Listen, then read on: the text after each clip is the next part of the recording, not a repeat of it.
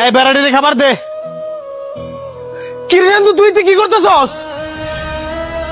আমার বাগের জায়গায় ব্যস্ত আছি। জায়গা বেচতেছস? কি কারণে? কি লেগে জায়গা ব্যস্ত আছি তোমার কি নতুন করে কওয়া লাগবো? তোমার আমি কবে থেকে কইছি যে আমার প্রত্যেকটা বন্ধুর বাইক আছে, আমার একটা বাইক কিনা দাও। দিছ?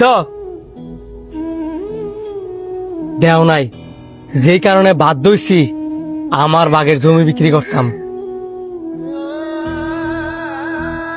আমি তো তোর ভালোর জন্যই বাইক কিনে দিই না। দেখ ভাই, তুই বুঝার চেষ্টা কর, তুই জমিটা বিক্রি করিস না। আপনার ভাইয়ের বাগের জমি আপনার ভাই বিক্রি করতেছে, আপনি বাধা দিতেছেন কেন? আর আপনাদের তো জমির অভাব নাই, এক ডিসিম বেচলে তেমন কোনো ক্ষতি হবে না। আপনি আজারা কথা কেন না, দুই ভাইয়ের মাঝখানে ঢুকিয়া ফেসলা গেন না, হেবি যান। বাইরে তুই বুঝার চেষ্টা কর, তুই আমার একটা মাত্র ভাই। বাপের জমি বেচা বাইকটা কিনিস না, আমি তোর বালা চাই। তুই আমার বালা চাস না, তুই হইছিস একটা নিমসা শয়তান। এমনি তুই ফকিন্নির মতো থাকলেও ঠিকই আমার আড়ালে আড়ালে ব্যাংক ব্যালেন্স করে শুয়ে দিছস। তুই আমার এই কথাটা কইতে পারলি? তুই যদি এখান থেকে না যাস তাইলে আমি আরো নোংরা নোংরা কথা কম।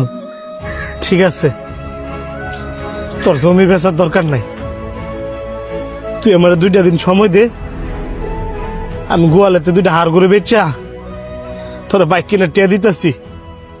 এটা আগে কইলেই তো আমি নেওয়া লাগে না। 2 দিন টাইম নিছেন, 2 দিনের ভিতরে যাতে টিয়া আমি হাতে পাই, আর নয়তো আমি জমি বিক্রি করে দিব।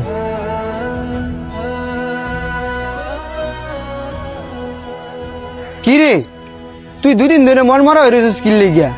নতুন বাইক কিনলি, কই বন্ধু বান্ধব ট্যুর দিমু, তা না বন্ধু বান্ধব ফোন দিলে উল্টা ফোন কাটিয়া দেস।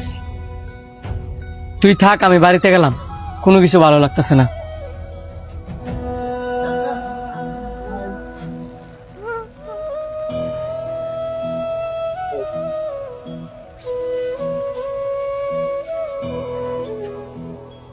কি ব্যাপার ভাই,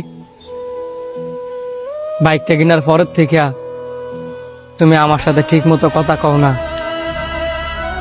একসাথে বসে খাও না, কেমন যেন ইগনোর করো। ভাই, আপনি আমার লগে রাগ করে থাকেন না, প্রয়োজনে আপনি বাইকটা বিক্রি করে দেন।